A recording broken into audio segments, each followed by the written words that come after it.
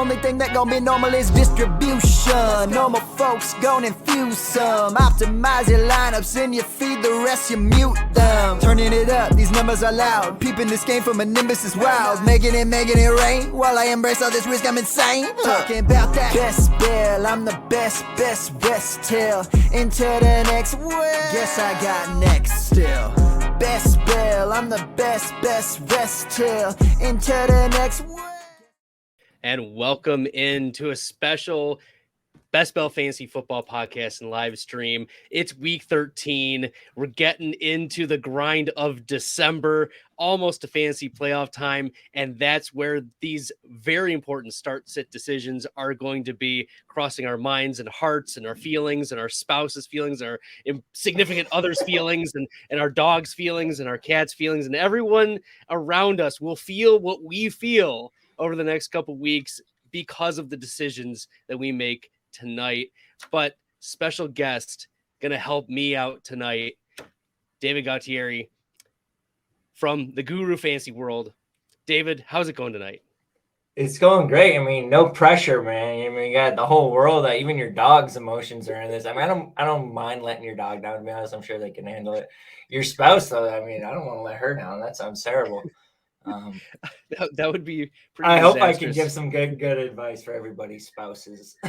David's like, please, I don't have enough winnings, to put us on marital counseling. It's after the underdog draft we did, together back in June. I don't think we'll be winning money from that one. Yeah, we'll have to rely on some of our other drafts. We had, I would say, one piece right, which was the Kansas City Chiefs, but we supplemented it with the Broncos and Jets, which obviously it's just been not pretty. We're going to talk about the Jets tonight, though. We will. Things are getting prettier. Just a little bit. You know what? Let's dwell before we get any of the questions in. And David highlights 5 players. His plan is to highlight 5 players for us that he really likes for this week. What is wrong with Denver? What is wrong with Denver? And, it could be a multitude of things, but if you were to pick one, David, and I know I'm putting you on the spot, but if there was one thing for the Denver Broncos that needs to be fixed, it would be.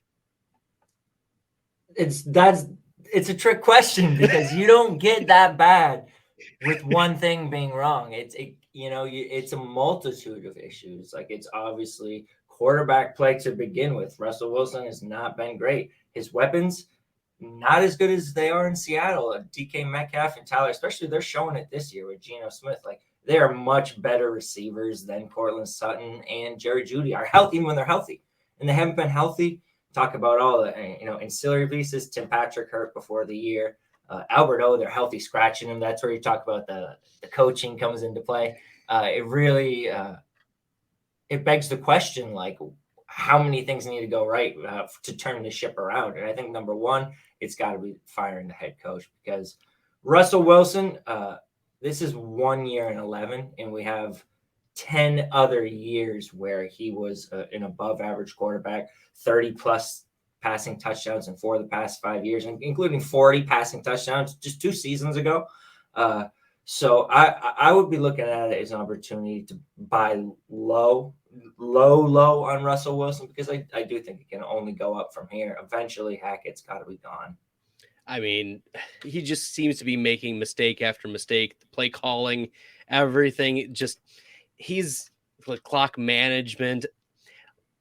Yeah, it's been a disaster, and I still don't understand why Albert Kuagbunam is not getting some snaps and how quickly he fell out of favor with his coaching staff. And I do think, obviously, Greg Dulcich has at this point proven that he's a good player. He's earned the right to be a starter. And even if we're putting him aside, just looking at the backups they're involved in, Albert O has flashed in his first 2 years. He's been one of the top 5 in efficiency on yards per route run. Like, he's just done a lot with very little. And he's just a freak athlete. He's someone they can utilize as a receiving type tight end, especially when you have those wide receiver injuries. And it just doesn't make any sense for him to not even be on the active game day roster. I mean, Greg Dulcich, you said he's been good. I mean, he had 3 decent games at the start, like he was the tight end 5, or let me update it here. The tight end 9, 12, and 8 in fantasy points. But over the last 3 since the bye week, tight end 34, tight end 17, and tight end 41, like he was the worst graded PFF receiving grade tight end that was qualified over the last 3 weeks. Like I think Albert O deserves to get a few more snaps now.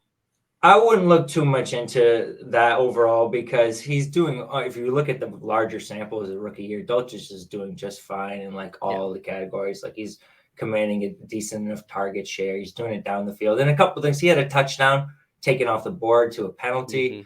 There was another deep play, which you can't count almost points, obviously, but the touchdown was there. It was taken off the penalty. So I think he's another kind of victim of the situation. I like what Greg Dulcich shows, especially in Dynasty. I would be trying to buy low on him. And I think he's going to be the guy going forward. I don't think Albert O is going to be with this team moving forward. I think unless they bring in a new coaching staff, it's possible. But it's more than likely that they cut ties with him. I hope so. I hope he gets a fresh start somewhere else. All right. We've got our first question of the night, and it's going to tie into one of your players, David. Luca from YouTube. Thanks for tuning in, Luca. Do I trade, I assume this is Mike Evans, for Garrett Wilson and Hollywood Brown? I have no other receivers rostered except A.J. Brown, half PPR. I'm 6-6. I must win this game. I would say you should be trading Evans for either of those wide receivers straight up. I mean, Mike Evans has not. We'll see about Lattimore. I'm not sure if he's playing, and I'm not on top of that. He's officially questionable. Questionable. Obviously, Mike Evans has a history with Lattimore. If Lattimore plays, he's a little bit boomer bust. Garrett Wilson right now is in a great matchup as opposed to the Moran matchup, which isn't great for Evans. Minnesota, we're going to talk about the matchups for Garrett Wilson. I believe they're, last I checked, 5th most fantasy points allowed to wide receivers this year. So I would be starting Garrett Wilson over Mike Evans. Then you're getting Hollywood Brown. I don't know who's in your flex, but I would assume he's going in there as well. You should definitely be making that trade.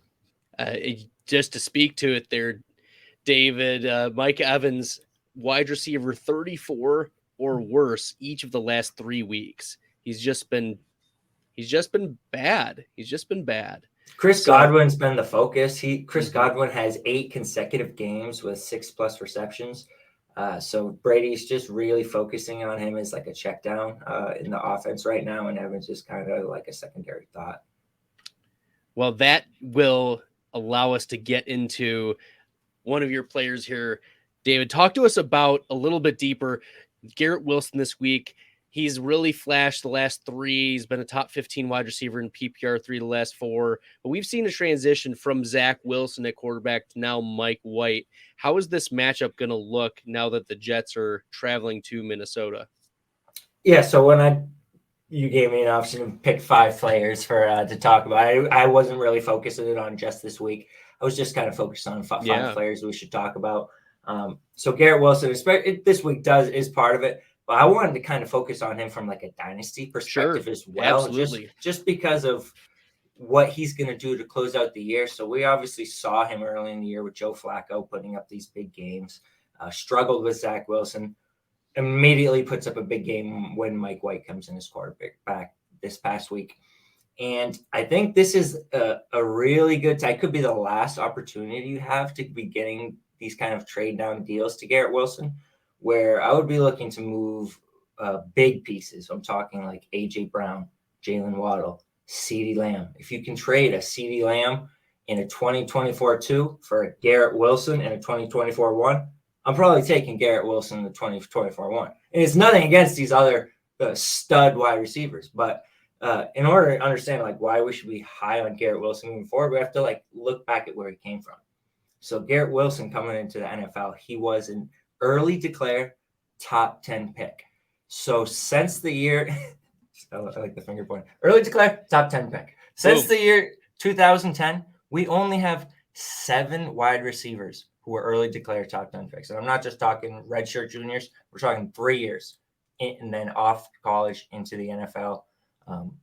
Redshirt freshman, true freshman, true sophomore, true junior season, gone. NFL. We have Mike Evans, Amari Cooper, Sammy Watkins. Then last year we had Jalen Waddle and Jamar Chase. And then this past year, Drake London and Garrett Wilson. Those are your only early declared top 10 picks at wide receiver. Mike Evans, Sammy Watkins, Amari Cooper, Jamar Chase, Jalen Waddle, Drake London, Garrett Wilson. So this is elite company he's coming in as a prospect. Obviously smashing his rookie season. We talk about the schedule, not just this week. He's got Minnesota, 5th most fantasy points allowed. Next week, Buffalo, 8th most. Detroit after that, 4th most. Jacksonville, 9th most after that. That's 4 games in a row. All green like matchups. And Seattle, to close out the fantasy playoffs, that could be very interesting. It is. They've been a little tougher on paper against wideouts, but if players could get you to the fantasy championship, well, at least pay out for second. So I like 4 straight green matchups, especially we're talking about if Wilson's going to elevate, he could be in that group, the A.J. Brown, the C.D. Lambs, the T. Higgins of the world. These guys who you can trade for Garrett Wilson plus. Garrett Wilson in a pair of 2s. Garrett Wilson in a 1-2 swap in your favor. And for all we know, Garrett Wilson could outscore these guys in a pivotal weekly matchup in one of these next 4 weeks. So there's a lot of weekly variance matchups that could be favoring him both this year and long term, and you could be getting picks on top. So he's somebody I would be targeting aggressively right now going into the fantasy playoffs. Oh, you're speaking to me. You're speaking to me right now. It's I have Garrett Wilson right now at wide receiver 12 for this week. I feel like his consensus right now, let me pull that up. This is according to Fantasy Pros half PPR. His consensus has jumped from wide receiver 19 yesterday to wide receiver 16. So it seems like the consensus is moving up. Are you going Jalen Waddle, T. Higgins, Chris Godwin? Is that the right tier for Garrett Wilson, or does he need to be above that tier moving forward? Are you talking just for this week, or are you talking about rest of season, I would suppose. In redraft or just in a redraft? Just format? Redraft for right now, yeah. I wouldn't put him quite in that Jalen Waddle tier. No, I mean, the offense is just a lot more stable in Miami. We don't have a large sample on Mike White yet.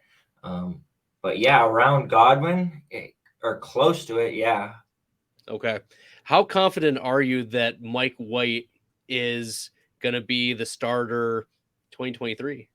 Day 123, I would say if you're putting a percentage less than 50%. Okay. Not confident. I wouldn't rule it out just because, number one, he has flashed the ability to have big games. In his second start last year, he was a rookie last year. He was 37 of 45, 405 yards, 3 touchdowns. He did have 2 picks. But that's a big 37 of 45 for 405, 3 tutties in your second start. That's something you take note of. He was, I believe, injured in the next game. And then he just melted down in his 4th game, which was 3rd start against Buffalo, 24-40. This is off the top of my head. 24-44. I don't remember the yards, but 0 touchdowns, 4 picks. So he just melted down. So he could be it almost kind of reminds you like Ryan Fitzpatrick. He could be hot at 1 second, and then the next week he's just throwing 4 picks, and he's getting benched for whoever it is, like Joe Flacco. He could get benched for Joe Flacco in the next few weeks. It's legitimately possible. But he also could finish the season. These are good matchups. He could finish the season strong. The Jets, the last I checked, they have a pretty good record. They're not going to be in position to be drafting a quarterback highly. So if they're going to be drafting one, it would probably be one who's more a little bit of a project, might sit for a year, whatever, kind of like the Trey Lance, Jimmy G kind of situation, or they would have to bring in a veteran quarterback via trade or free agency. So I wouldn't rule it out. He's going to have to earn it, absolutely. Especially, I would say they got to go to the playoffs with him. If he doesn't get him to the playoffs, they're going to be looking probably for an upgrade.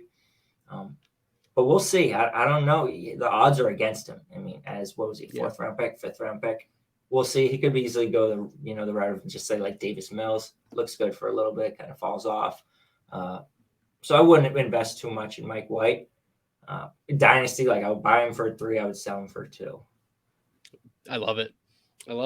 He's you love to see the ceiling out of the quarterbacks. You struggle sometimes to Yeah, are they going to give me a quarterback 12, quarterback 15 finish? No, he's shown that he was the quarterback 2. You mentioned the Cincinnati game, and the quarterback 6 last week. And those are the types of games where you're not banking on him giving you those types of outputs.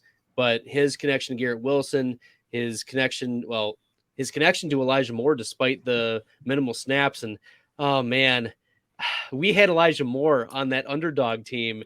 And how disappointed are you in Elijah Moore for fantasy this year? You have no idea. He was my must draft, and he turned out to be the must not draft. So it was like I couldn't have been more wrong. And Elijah Moore hurts, but he's a buy low to me. He reminds me a lot of Brandon Ayuk, who followed the exact same path, came in as like a highly drafted player, a top 50 pick in the NFL draft, had a really good rookie season. Year 2, just the fly got caught in the ointment. Like he got put in the doghouse, like basically outright benched, not playing full snaps. And then all of a sudden it's starting to come back. Like, and you look at Ayuk, like people were talking about him as the next Dante Pettis, like they were just really concerned. And now he's averaging as many points per game as Deebo Samuel. Like he's their wide receiver 1 essentially this year, or tied for it. So Elijah Moore is the same kind of deal. Like, especially when you look at Zach Wilson, we have a clear scapegoat now. Like Zach Wilson was terrible. He comes back this week, Elijah Moore, and 2 for 62 big plays and a touchdown. He only was on like 30% of the routes. Right. So he's still got room to go up if he can be more involved in this offense. I think he can still absolutely be a good wide receiver 2 in this league for a team. And he's young. It's only his second year. And it's not like Darius Slayton kind of rookie season where it's like he wasn't a good prospect and then he came in, had a good rookie year, and like Elijah second Moore year was was bad. Amazing prospect. He was a great prospect, like checked all the boxes. He was an early declare, like he was highly productive in college, great athlete, highly drafted in the NFL draft. So it's like checking all these indicators. Good, great rookie year. Then we just stumbled a little bit year 2. And Darius Slayton didn't actually even turn out to be that bad. He's playing surprisingly decently right now too. So I like Elijah Moore as a buy low in Dynasty.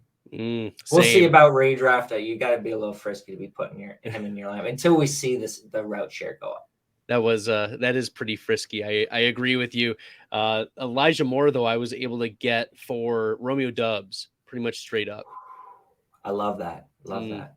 So if you can do something similar, or even do some pick swapping too to ensure that happens, I think that's a move that our listeners and viewers can make. We've got a lot of questions in the chat. We'll try to hit them some rapid fire here, David, and then we'll see if we can hit on the Detroit game, because there are some Detroit questions in here, and I know there are a few players you want to profile from there. But first, thy joke's on you from Twitch.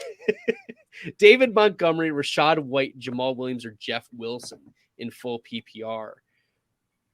Okay, I think the question, we'll posit it this way: does Leonard Fournette play? And if so, how are we valuing Rachaad White?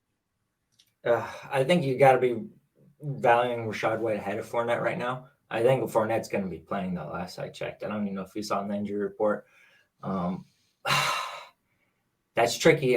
Dave Fields, it looks like, is going to play as well, and they're probably not going to want him to get hurt. So Montgomery's going to get, I would say, probably the biggest workload out of these players. Jeff Wilson, that's a good Miami offense. He's getting high touches. Jamal Williams seems like is a bet for a touchdown every week. I think White is probably the one with the most question marks, despite the fact he's got the highest ceiling. So I'm probably benching White for one of these other guys. I think sure David Montgomery is your guaranteed workload. He went 15 of 122, had 2 receptions for 14 yards last time that they played Green Bay. And Green Bay may be returning some of their defensive players, but this is also a Green Bay offense that has been up and down as of late. So this is not the same. This is in Chicago as well, as opposed to being in Green Bay week 2. So I would probably go with David Montgomery if I really needed it. Yeah. So there we go. Thy joke's on you. Luca, real quick. Derrick Henry flexed with Walker and ETN and AJ Brown. I think he's following up from his trade question. Oh, okay, yeah. Yeah.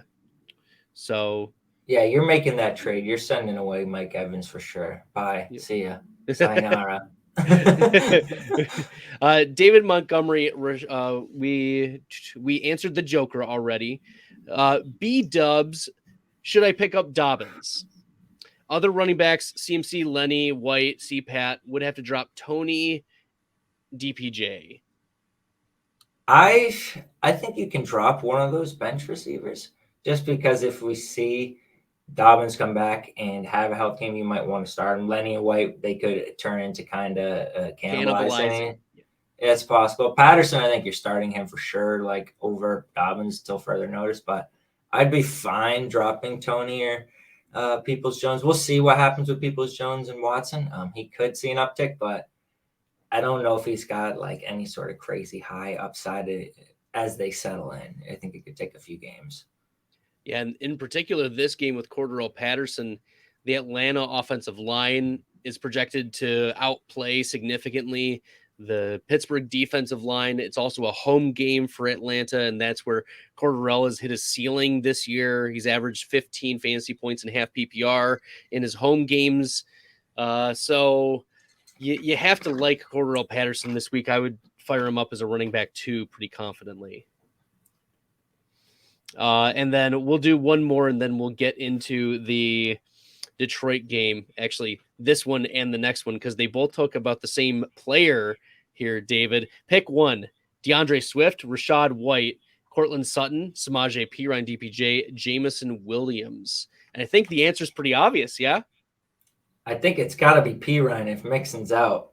I think it does. I mean, and DeAndre Swift is in consideration. It'd be between Perine and Swift for me. Jamison Williams, you're not putting him in your lineup first game back. Nope. Absolutely not. It'd be nice to watch him, see if he gets some snaps, but we're just watching for now, monitoring. We're not putting him in the lineup. But Perine, man, I love Swift. They're just not giving him the touches. They're talking him up. Deuce Staley finally said something nice about him for once. But until then, talk is cheap. So they're giving all the goal line touches to Jamal Williams. It is a good matchup against Jacksonville. I do think Swift has a decently high floor because he catches passes on a weekly basis. They do get him touches around the goal line when it's outside of the 5. Williams getting everything like inside of the 5. But around like the 10 to 20, like they're getting Swift involved as well. So he's a decent bet for a touchdown. But Perine's going to handle like all of the volume if Mixon is out. They're going to give him true workhorse treatment, and volume is king. I think he's a bet for touchdown, just as many receptions, probably more yardage than Swift. Yeah, Samaje Perine last week, 24 opportunities against Tennessee, got the touchdown. He finished as the running back 10 and a half PPR. That's a tough matchup against Tennessee. Yeah, for sure. And still finished top 10. That was volume based, though. It wasn't like he was super efficient or anything like that. We don't have official word on Joe Mixon yet, but if we're like reading the tea leaves, I don't think Mixon plays. Yeah, from what I've seen from a couple of the fantasy doctors I follow on Twitter, like Jeff Miller, like he's not predicting Mixon to play. So I would lean against it. I do have DeAndre Swift pretty high this week. He missed getting into the end zone by 1 or 2 yards twice in the Thanksgiving. I said I'm taking a nap. I think that was the turkey. But, I'm going to eat some turkey. I'm going to be wallow in my sadness that Swift did not get the touchdowns. And he still finished as the running back 35 last week, despite all of like the lack of touches, even though he in week 12, it was his second most opportunities of the season, even like week 2 when he was the running back 4. He had 5 carries in week 12, but he had 8 targets in this Buffalo game. I don't think he'll get that many in the Jacksonville game, but I wonder if they will sprinkle him in a little bit more running the ball. I'm hoping so. Yeah, he was on my list of players I wanted to talk about because I think he is a buy target in Dynasty because the price is getting really, really low. And it almost feels like, if you were catching a falling knife, you've already caught it. Like now, if you're buying from somebody else, he's at a low point right now. Like he's looked at as almost the backup to Jamal Williams, not valued that way, but at least in utilization. Like he's almost like a talented backup, right? Almost like in a Tony Pollard type usage. But he's still averaging a decent amount of points. He's averaging more points per game as Jamal Williams backup than Dameon Pierce is averaging this year as a starter. So I think you could trade Dameon Pierce for DeAndre Swift in Dynasty. You might even be able to get a plus on top, like a 2-3 swap in your favor. So I think he's someone you can pivot into from these other running backs. Like if you want to take Amon-Ra and sell him for DeAndre Swift plus a 2023 too. I think that's a move you should be trying to make. And especially if he could be upticking a little bit, getting healthier. Deuce Staley's hating him less and less by the day. I think he could finish the season as a high-end RB2 over these last few weeks. So I would be looking to pivot into him. I saw someone else say that they traded Jonathan Taylor for Swift in the top 3 2023 first. I think that's a good trade as well, especially talk about, what a quarterback like Bryce Young or CJ Stroud could be valued as in this 2023 class, like very closely to a JT. Just for in a super flex league, the quarterback position carries so much value. And especially opens up opportunities to trade back in that draft, to trade for other players. And then you're basically pocketing a free Swift. So I like that deal as well, and like a rebuild. And I think he's someone who's more of a buy or a hold than someone I'd be trying to like panic sell right now. I mean, even the current consensus is panicking. He's the consensus running back 29 this week. Like, I'd struggle to find 28 running backs I would start over DeAndre Swift this week. That's what I'm like. Okay, too low. Yeah, players that are ranked like ahead of DeAndre Swift this week. I see Latavius Murray's getting there. The Isaiah Pacheco's of the world, the Ezekiel Elliott's, the AJ Dillons are in the same tier. Like, no.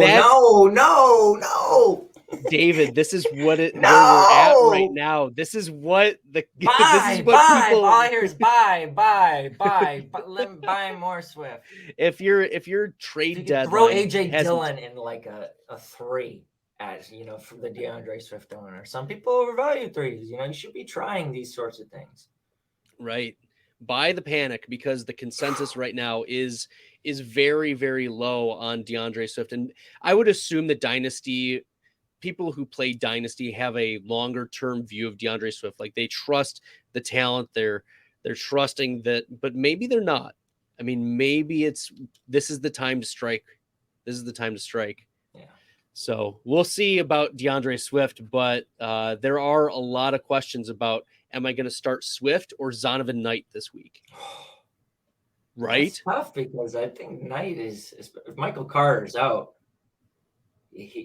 volume. Like he's going to probably ball. He had 3 receptions this past week. He's going to be their featured runner. We'll see about if James Robinson is activated. I think I'll probably be starting Zonovan Knight this week over DeAndre Swift. His nickname is Bam Knight. Bam Knight, baby. Award bonus points for the nickname Bam. I mean, I'm not trying to bench a dude named Bam who's going to get 20 plus touches. It just doesn't seem like good strategy. All right, let's keep her going here. Jose, great show as always. Thanks. David is crushing it as a guest tonight. So thanks, David. Make sure you're following him on Twitter at Guru Fantasy World. We're going to take a short moment to allow David to also tell us where else can we find your stuff? Where else can we find your stuff? You can find all of my stuff on Patreon, patreon.com/Guru Fantasy World. There's a whole bunch of stuff you'll find there. My top 250 rankings, which has got buy, sell, hold tags for each player, a player note, recommended pivot targets if you want to trade up or trade down out of that player. You're also going to get a tight end anatomical checklist, which is basically a green and red chart highlighting all the different features of a tight end's profile, from all the athletic marks of 40 vertical, all the production metrics like dominator, breakout age, just getting their NFL production down on paper too. So you can see them all lined up against each other, just kind of color coded to just kind of get a better idea of what these tight ends profile like. You also get into our Discord, which has got a few different analysts in there. Akash and Nelly are also Guru Fantasy World analysts, so you can ask them questions as well as myself. We have a group chat in there, so you can basically find all my stuff on Patreon. It's pretty cheap. It's just $1 a month right now for the lowest tier, which will get you just like the basic access to stuff. And then if you want to do anything else from there, we have dynasty leagues as well. So we have private patron leagues you can join as well. But I would recommend just joining the $1 tier for now, and then you can kind of branch out from there if you want to. Love it. Dynasty is a whole different beast too. It's short and long term, because if you're not trying to win in Dynasty right now, are you trying? Like, it depends, because the worst place to be is in the middle. And if you're trying but you're not going to get there, you need to try. Yeah, you probably need to try to lose, and at least for a year, and just 1 year. Focus on moves that are gonna take your value from now to the future, so you're not having value lost on a wasted season. Absolutely. Let's keep her moving. We got a few more questions, then we'll get to another player that David wants to highlight for week 13 and beyond. Adam from YouTube, start one at the flex, Mac Hollins, or I think that's Rachaad White.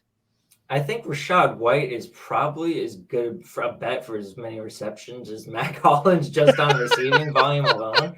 At less efficiency and not as high yards per reception.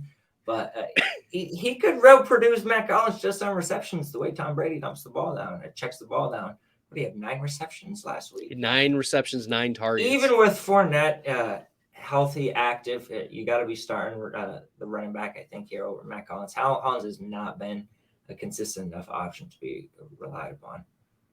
Yeah, let me pull up Mac Hollins here in the rankings, because it's been a pretty consolidated Vegas Raiders target share. It's been Devontae Adams, it's been Josh Jacobs, who's been one of the biggest surprises this year.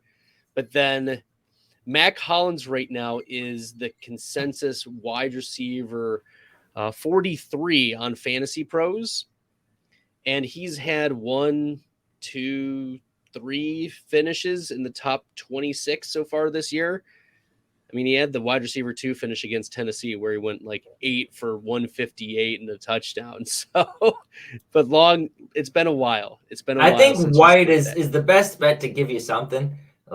In this week's especially, like, you need the wins. Like, it can really hurt you to be getting a player who gets you like 1 or 2 points. Yeah, and like just completely goose eggs you. And I'm a lot more concerned about Mac Hollins goose egging me than I am about Rachaad White right now. For sure. I agree with that. Gunnar Boy from YouTube, full PPR, half point per carry.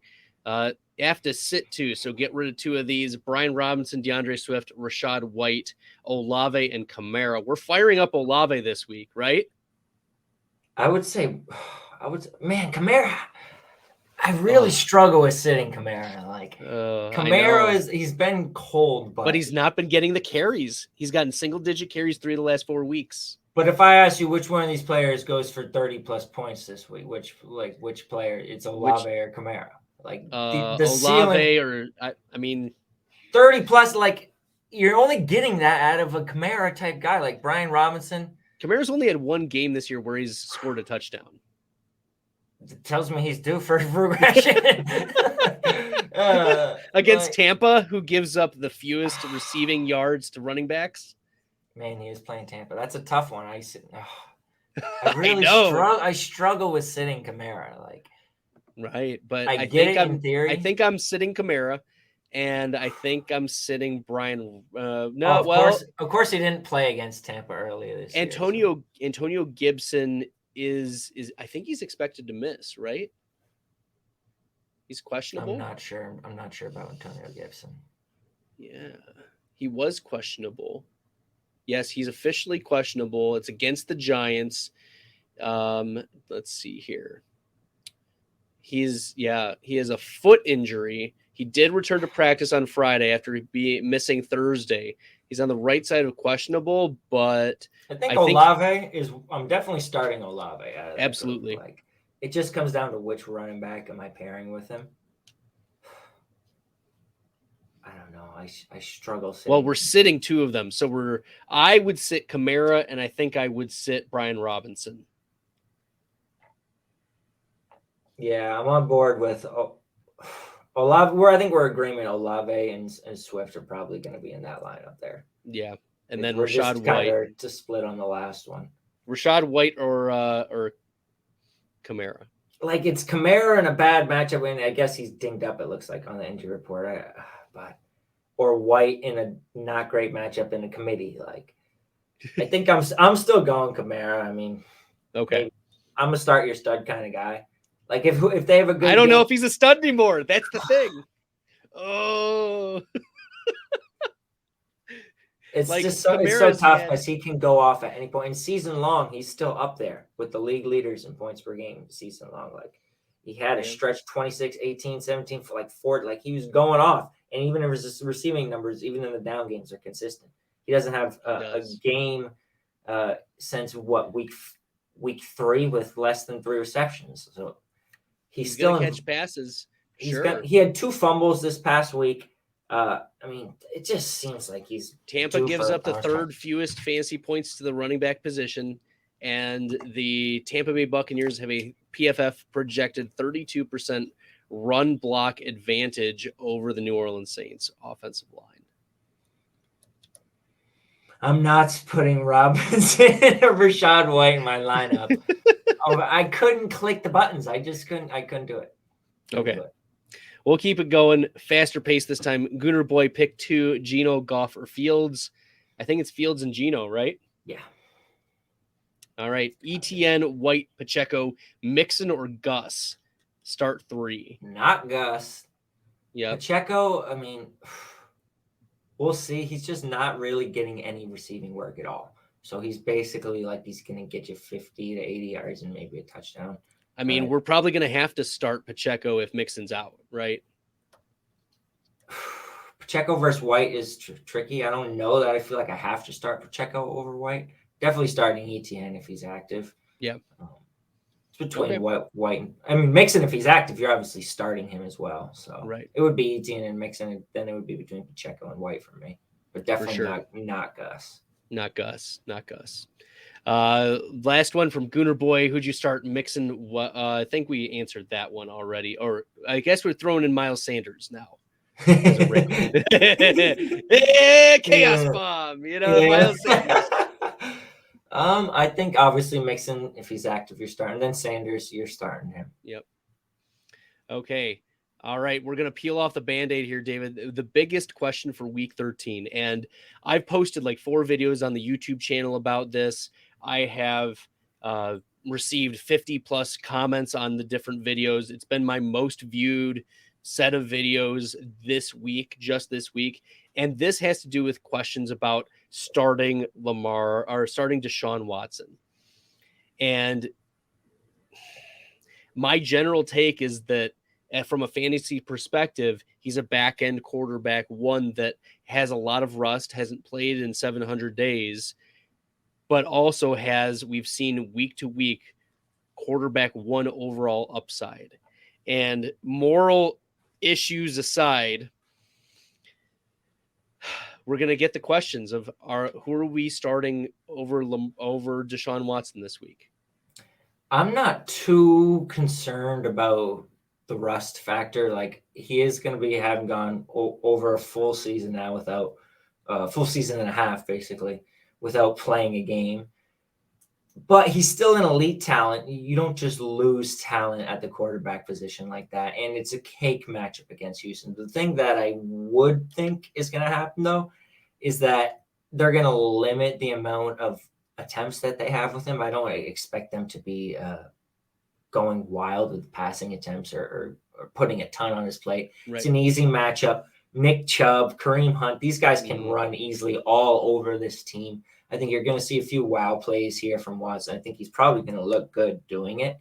I'm sure he wants to, And I'm sure I'm sure he will pass for at least 1 or 2 touchdowns. And it's possible he could end up with a good amount of touchdowns just because they're moving the ball well against what's a bad defense. Bad team overall. Can't really hold the ball on offense either. But I don't think the yardage totals, I don't think it's going to be a high volume week for him at all. I just think it's probably going to be feature the playmakers in the run game. Let him kind of mesh with those receivers slowly without putting a ton. But maybe I'm wrong. Maybe he comes out and goes crazy against his old team. There's certainly going to be extra motivation. I would start Lamar Jackson over him. I just would like to see it for 1 week before I'm putting him over a guy like Lamar. That's just a little too frisky for me. The Texans give up the 4th fewest fantasy points to quarterbacks this year. Because everybody's running them on. Right. Right. They give up the most running back points. They give up like some of the fewest fantasy points to wide receivers. It's, as you mentioned, this is a Nick Chubb, Kareem Hunt game script, I think. Why would you have Deshaun Watson throw the ball more than 25 times? Yeah, you want him to look good, especially like everybody wants to tear your organization down, your team down. You got a lot of pressure from, and rightfully so, Deshaun Watson, certified creep. But still, like they want to not have him looking bad. Like they have all the motivation to help Deshaun Watson in this situation, because it's not going to be good for their franchise if he goes out and is asked to do more than he has to do, has a bad game. Publicity-wise, would not be good.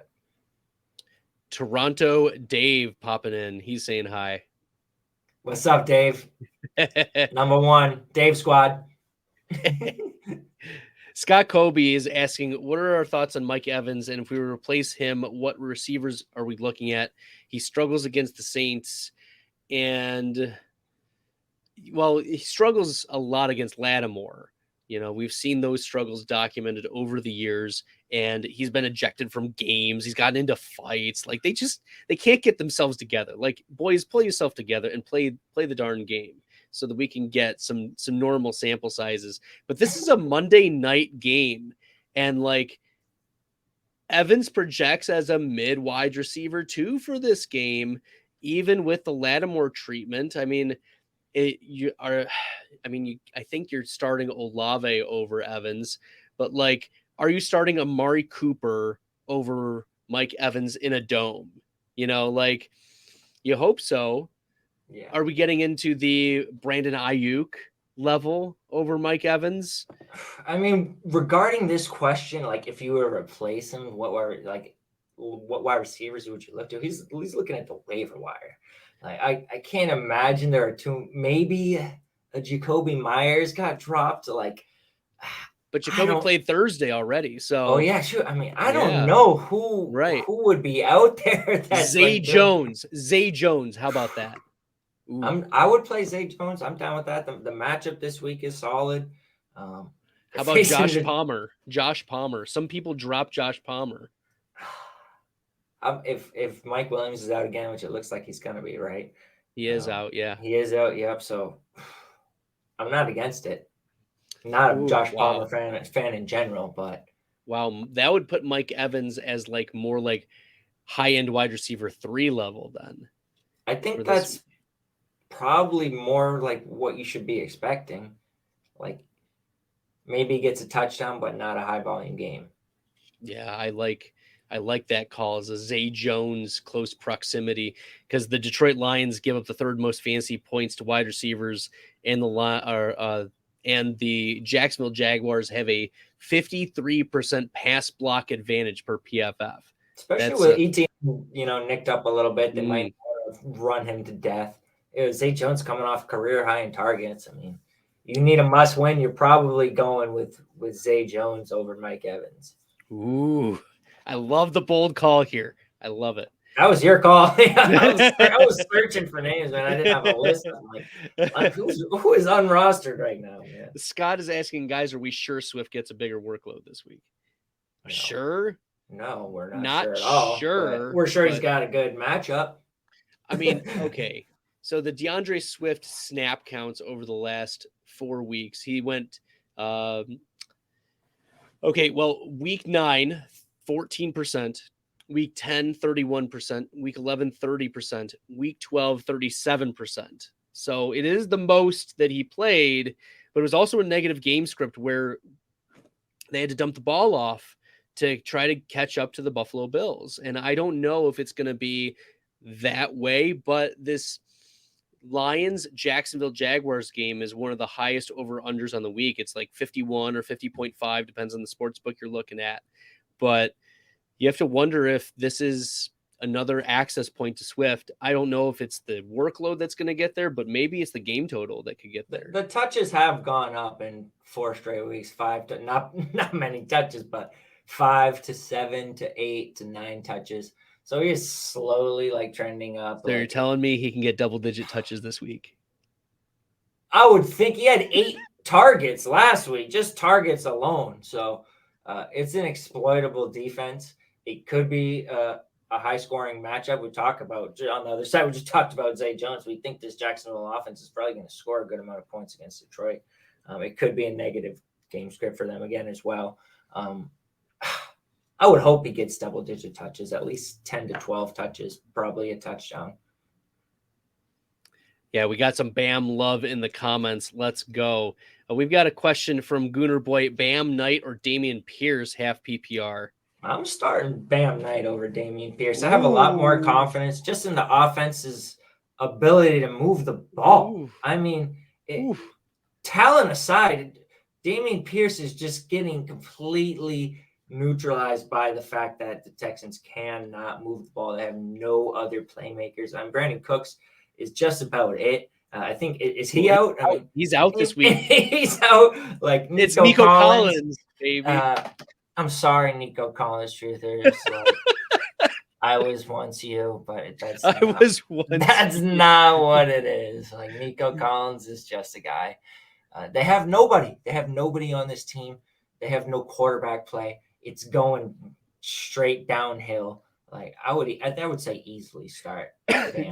Davis Mills was in Davis Mills we trusted, and now it's Kyle Allen who, yikes, that could be very disastrous. My only pushback, and I will probably take Bam Knight over Dameon Pierce when it's all said and done, when my rankings for this week settle. But my only pushback is Dameon Pierce gets the Browns, and the Browns give up the second most fantasy points to the running back position. They're an absolute sieve when it comes to giving up rushes. And that may be the only way in which the Houston Texans can get access to keeping up with the Browns, is running the ball back and forth between Chubb and Pierce.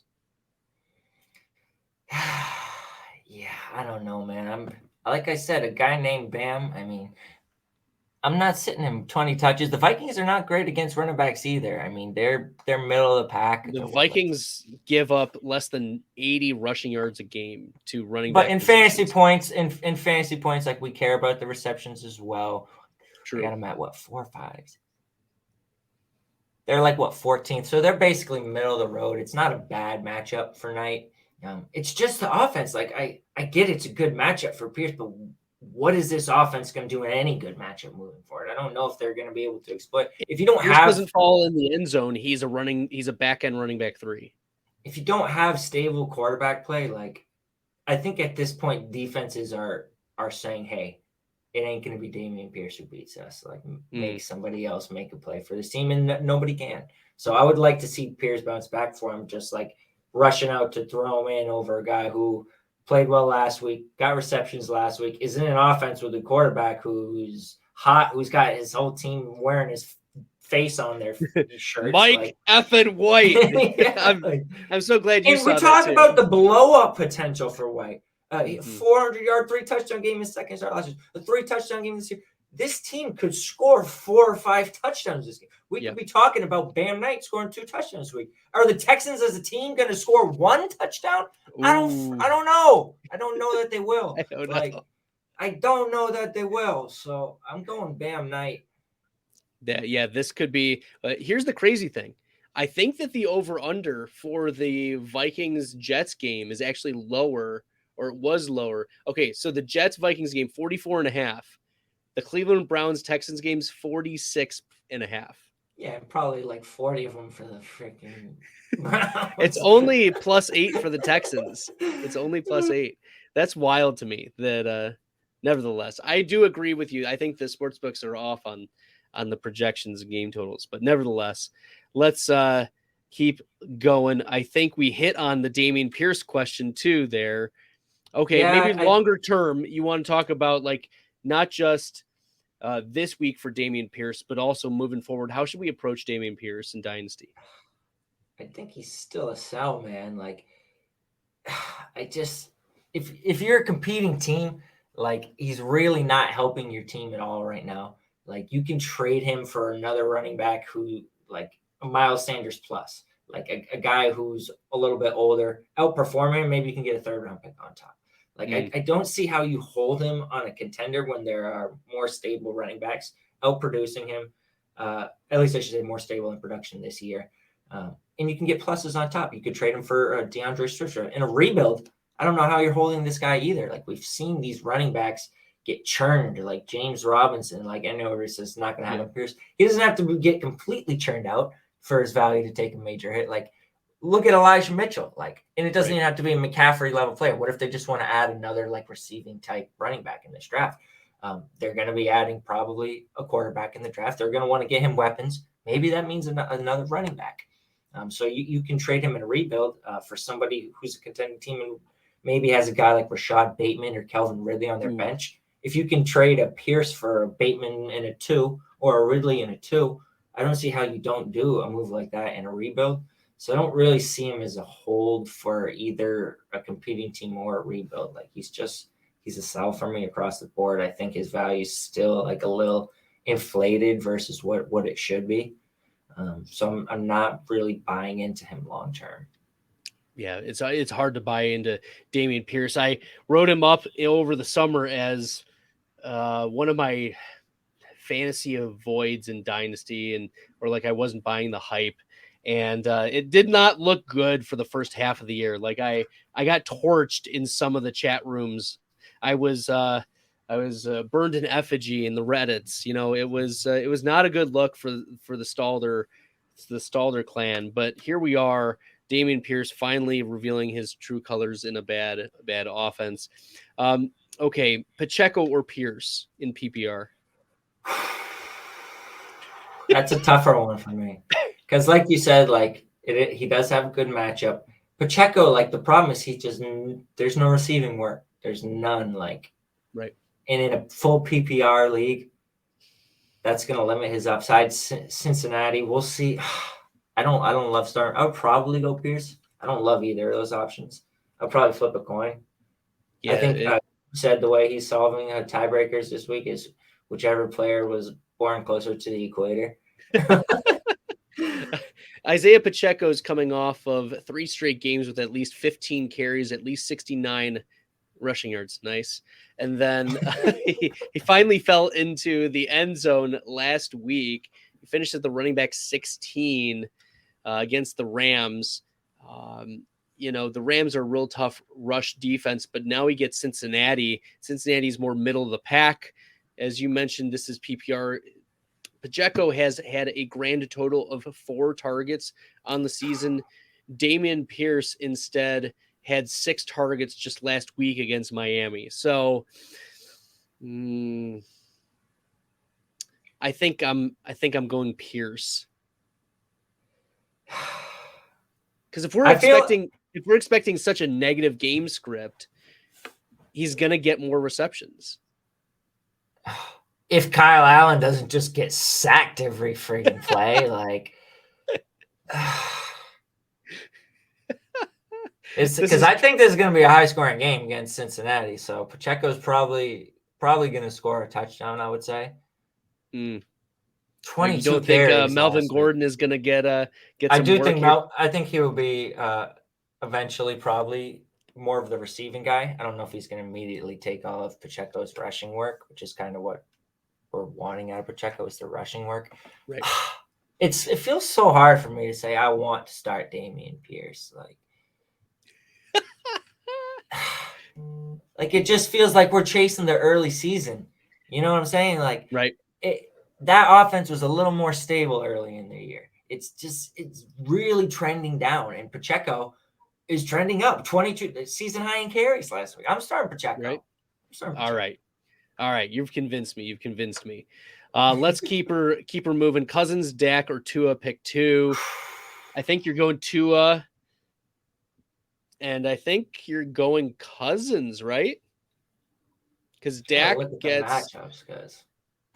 Dak gets Indy, and the Indianapolis Colts are the stingiest defense against opposing wide receivers.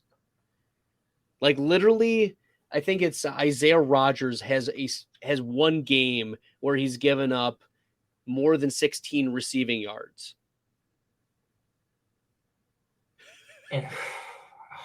And then the other one is Stephon Gilmore, so like maybe I struggle. Like you can tell this is like a thing for me. Like I struggle to sit my studs. Like I'm a very start your studs kind of guy.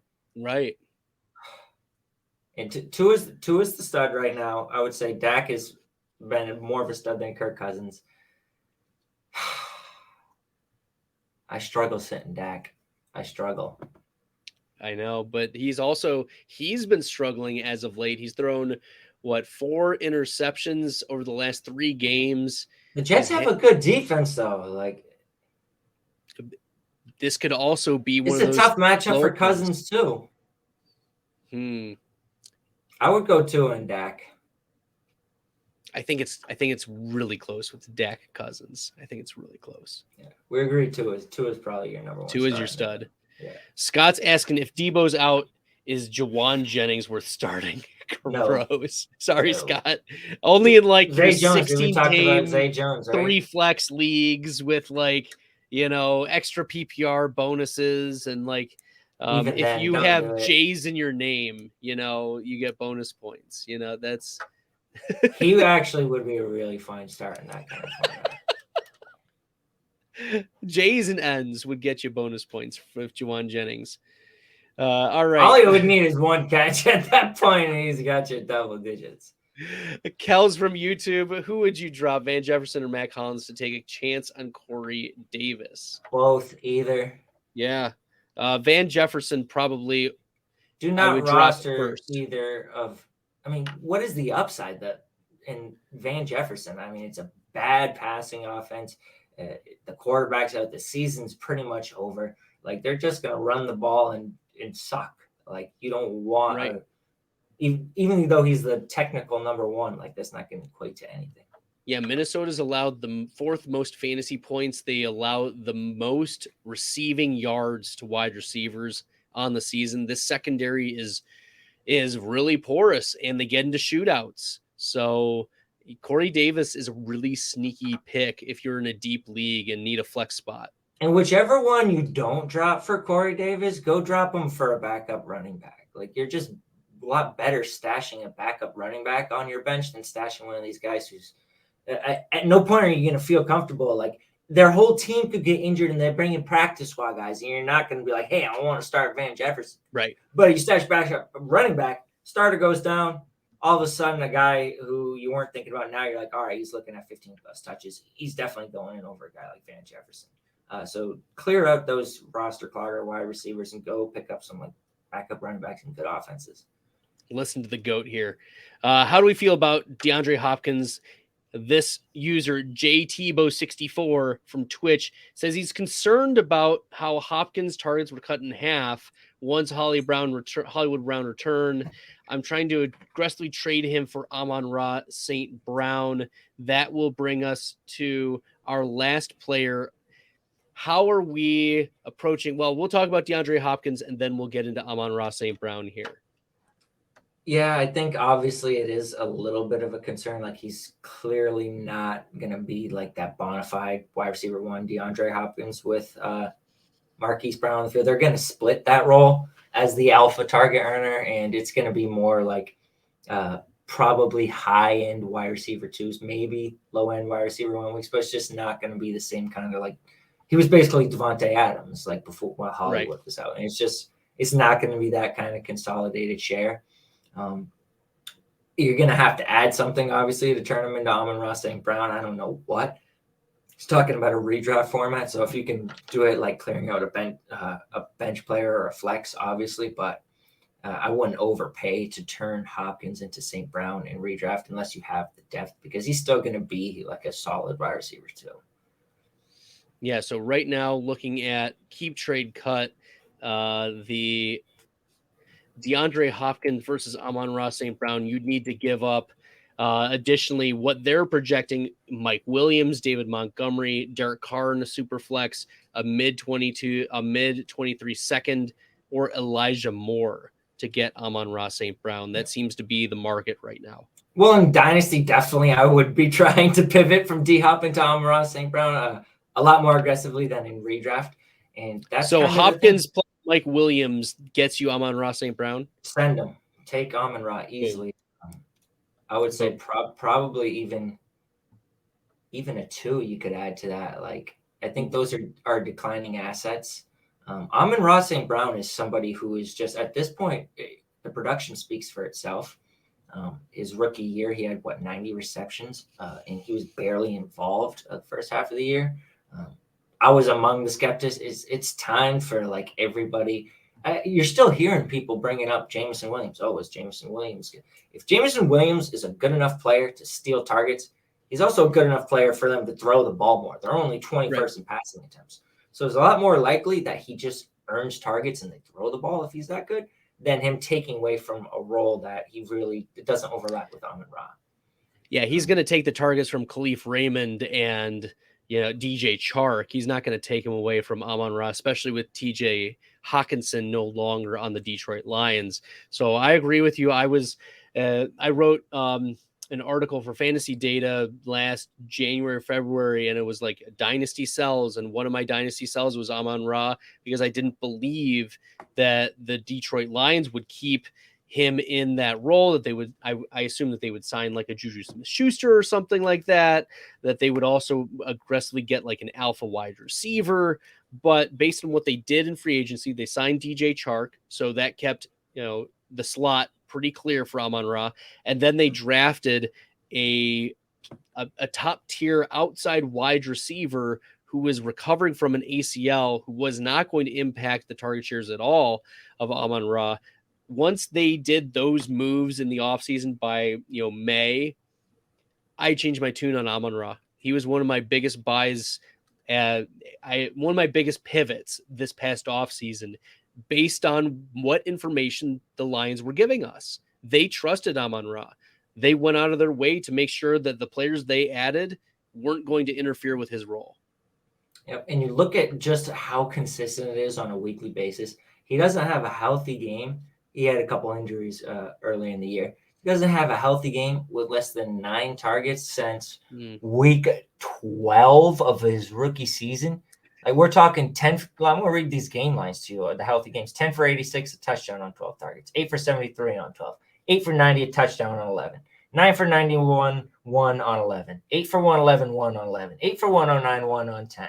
That was just last year. Then we talk about this year. Started like crazy hot again. 8 for 64, 1 on 12; 9 for 116, 2 on 12; 6 for 73, 9, and he was hurt. Came back, had a 4 for 18, 6, missed a little more time against New England, hurt his ankle.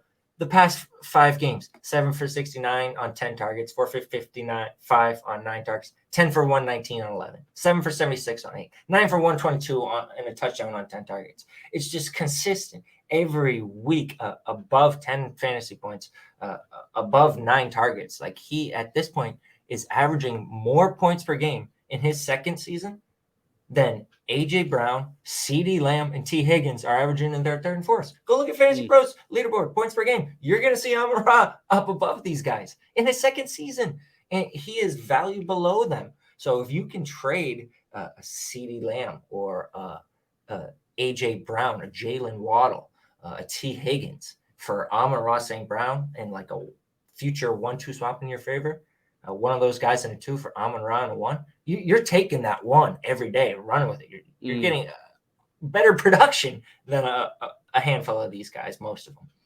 So he's somebody I would definitely be looking to buy, sell these other names who have that name power. AJ Brown, Jalen Waddle, CeeDee Lamb. People will give you Amon-Ra and a little bit more than they should based on what they're actually getting in a point per game downgrade. So he's someone I would be targeting aggressively while there's still like a window, and while there's still kind of that question mark of Jameson Williams and what exactly it's going to equate to. I think Amon-Ra St. Brown is a proven stud at this point. And you can still buy into him by selling some of these other names and getting some value on top. David just dropping knowledge on us. I love it.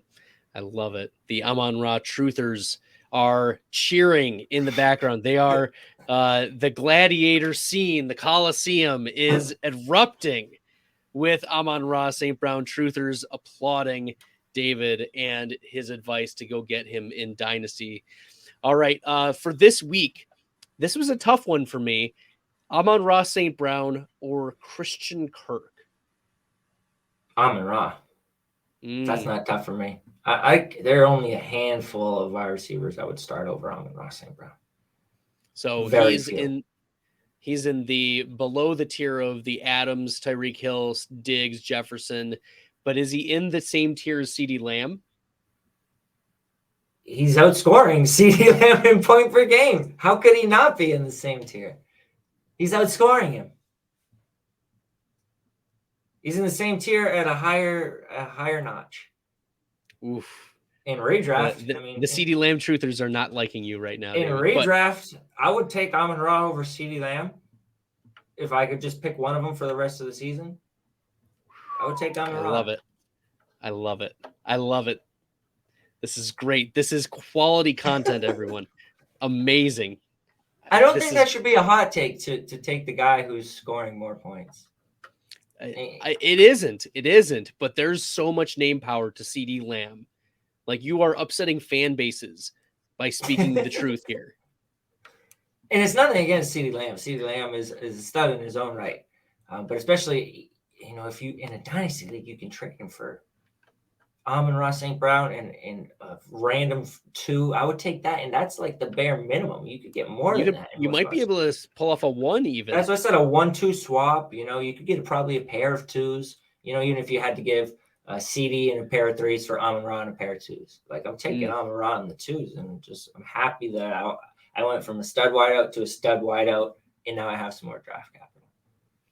All right, let's keep her rolling. We got lots of comments. We're going to rapid fire a few of them. And by rapid fire, I mean really rapid fire. But first, before we do, make sure you are putting your comments in and making sure you're hitting that red subscribe button, especially if you're new to the Best Bell Fantasy Football YouTube channel. Guest David Gautieri dropping some redraft and dynasty knowledge on us tonight. It's been a pleasure so far. I know we've kept you way over time, but let's just really quickly get through a few more of these. Let's see, Pittman or Sutton this week?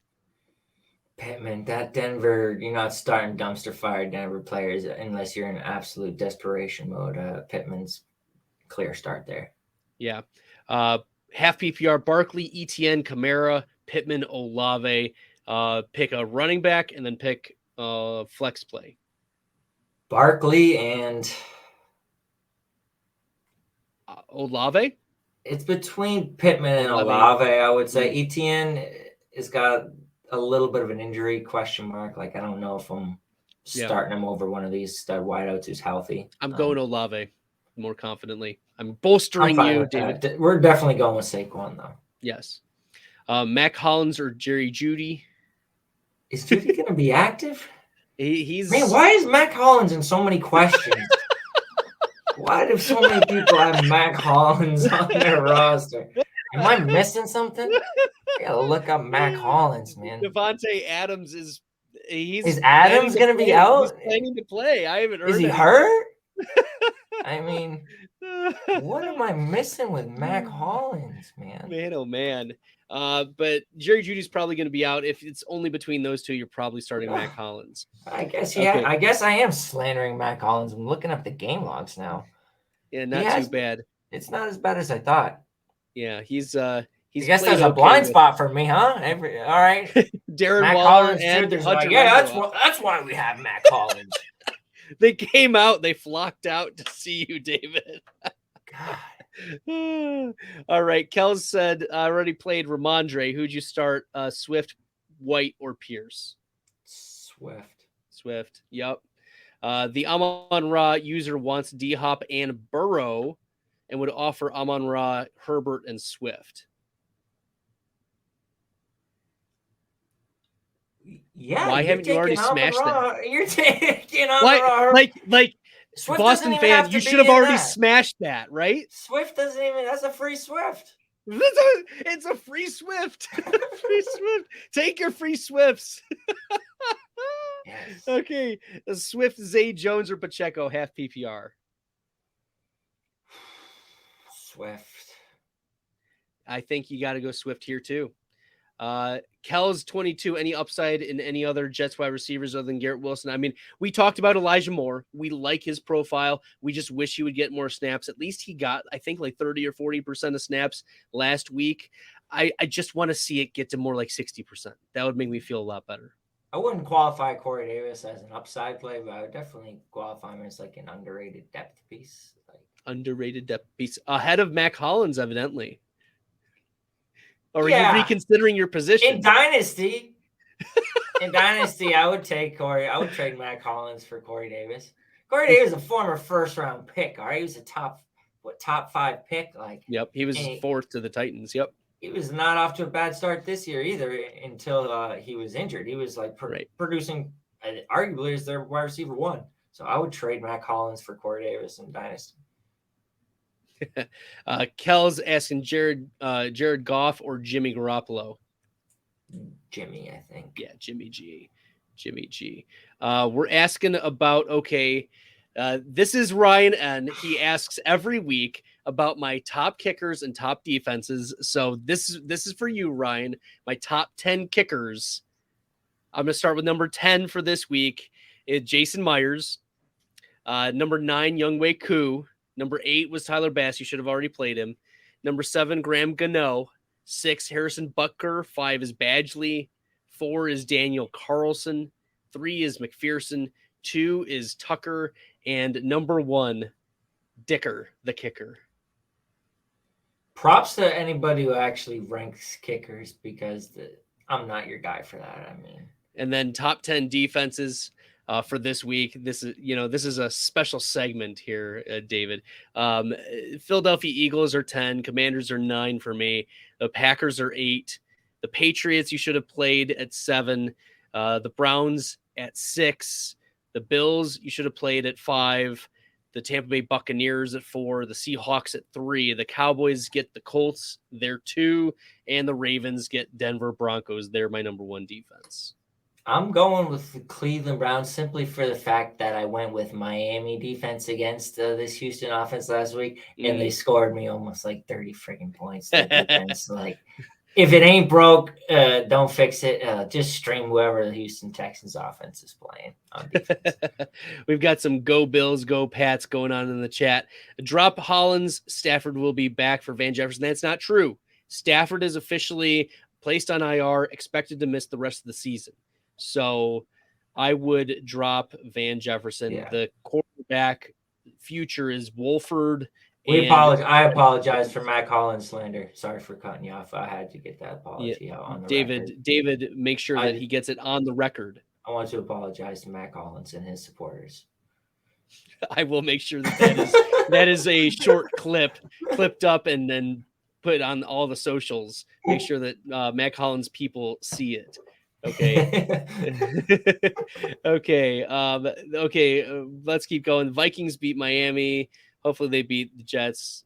Go Skull. Okay. Yeah, Matt Stafford's done. I'm just catching up in the comments. Mac Hollins having the best season, so I'll keep him. Drop Van Jefferson. Good on you, Kels. Let's see. Is Zay Jones a start over Sutton this week?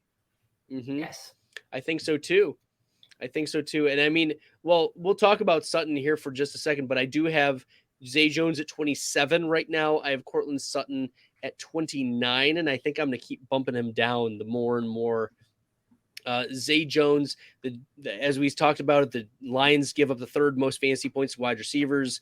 There's a pass blocking grade significant advantage for Jacksonville, and Zay Jones coming off the wide receiver 7. Cortland Sutton, however, has I would finished... start Mac Hollins over Cortland Sutton.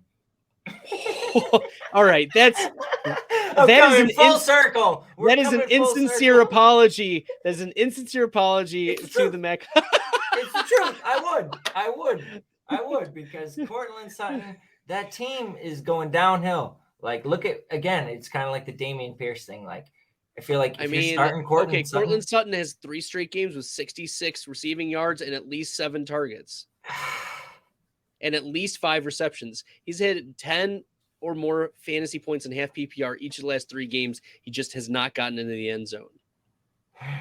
And man, okay, I'll take a step back. My over on 3.5 receiving touchdowns for Cortland Sutton is looking like trash now, because I looked at that going in the offseason. It was on Prize Picks. It was a line on Prize Picks. 3.5. 3.5. And it's looking like absolute garbage. Also, I lost the Darnell Mooney over 2.5 receiving touchdowns. I'm pretty sure. I think he only had 2 on the season. I would say this. I'm a lot more comfortable if Jerry Jeudy's out starting Sutton. Like if Judy's playing, I was. It's against Baltimore. It doesn't matter. God help us. All right, ETN, Rashad White, Gus, or Jeff Wilson in PPR. ETN right. If he's active. Yeah. I traded DJ Moore, James Robinson, and a mid-23 first for Amon-Ra, Peoples-Jones, and a 24 third. I don't love that. I really hope you're competing. And even then, I don't love that price at all. Yeah, I don't like it either. Sorry. Lamb, Rager, Ruggs, Judy, all less than Jay Gritty. Definitely the last 3 too. Okay. All right, we're getting to the bitter end, David. You've been such a good sport answering all of our community's questions. Who you got? Cincinnati or Kansas City? Niners, Miami, Titans, blah, blah, blah. Okay, so first one, some pick'em. So I think we're going Kansas City, right? Or this is in Cincinnati. I don't bet against Patrick Mahomes and anything really. And then I think the Miami upsets the Niners. Is it an upset? I don't know. The Niners got some injuries, so I would probably lean Miami as well, just because we'll see about Debo, we'll see about McCaffrey, but Titans or Eagles? I'm going Eagles. Yeah, I would go Eagles as well. Vikings or Jets? That is the toughest one of these, I think. I feel like the Jets are the more complete team if they get competent offensive play. Like, they have very, very strong defense. You can't really say that about Minnesota. Comes down to Mike White.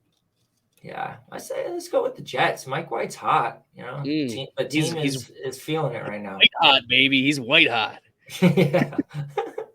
Did we just come up with that? That was clever. Thanks. Do we start Justin Fields tomorrow? Do we start Lazard tomorrow? I think you're starting Fields in most formats, but Lazard, you're probably not. I mean, these are really hard questions to answer without comparative options. I mean, Lazard, the last 3 weeks, has finished no better than the wide receiver 39. He finishes wide receiver 79 last week. And it's clear that Christian Watson is the number 1 red zone, end zone player. It's also that I think this is a deep cut. You want a sleeper pick for someone to boom. It's going to be Randall Cobb this week. You'd rather start Cobb than Lazard. No, but if you're looking for a sleeper deep, I'm in a 16-team league and my bench, my 18 IR spots are filled up and I need a pulse. Randall Cobb has a really juicy matchup against the slot corner for Chicago, who's given up a lot of fantasy points. Cobb has 73 yards or a touchdown in 3 straight games. So, yeah. Randall Cobb. I like it. I'm not high on Alan Lazard, so I like how we have nothing good to say about him. Let's keep it that way. Amari Cooper, Godwin, White, Debo. One wide receiver, one flex. You're starting Cooper and Godwin. I mean, those guys are scorching hot. And you're not playing Debo. Is Debo playing Debo? Are the 49ers playing Debo? Yeah. He's highly questionable. So, yikes. Yeah. And Zay Jones, Pacheco, or Sutton? Half PPR. I think you're going Zay Jones. I would start Zay Jones. Yeah. Okay. So, and then Drunk Squidward just wanted to follow up. He is competing. I still don't think it's a great. I still don't think it's a great trade, but yeah, DJ Moore, man. I mean, that's a lot to give up. I mean, a mid-23 first. That's a heavily valuable piece. It is. It is. All right. Well, it's reached the end. David, we did it. Happy marathon completion. You made it through the Best Bell Fantasy Football podcast and live stream with the best community out here. Make sure if you're new to the live stream, you're hitting that subscribe button on YouTube. You're checking it out on Twitch, wherever you are. Give it the likes, thumbs up. I appreciate all of it. David, you've been a superstar for a guest for tonight. Just a reminder for those folks who are tuning in later in the live stream, where can they find your stuff? Yeah, you can just follow me on Twitter at Guru Fantasy World, and then basically all the exclusive content you're going to find on Patreon, patreon.com/Guru Fantasy World. You can get in $1 a month, get all access to all the rankings, Discord, a whole bunch of other stuff. Love it. David, it's been awesome. We got one last Hail Mary question. Are we playing Jameson Williams this week in fantasy? No. All right, everyone. We're watching and hoping he plays well. I hope so too. Let's see him get more than 10 snaps before we put him in the lineup, though. That sounds like a plan. All right, everyone. Good luck with your Week 13 start sits. Until next time, good luck in the fantasy football streets. I embrace all this risk, I'm insane. Talking about that best bill, I'm the best rest till into the next world. Guess I got next still. Best bill, I'm the best rest till into the next world. Guess I got next still. I embrace all this risk, I'm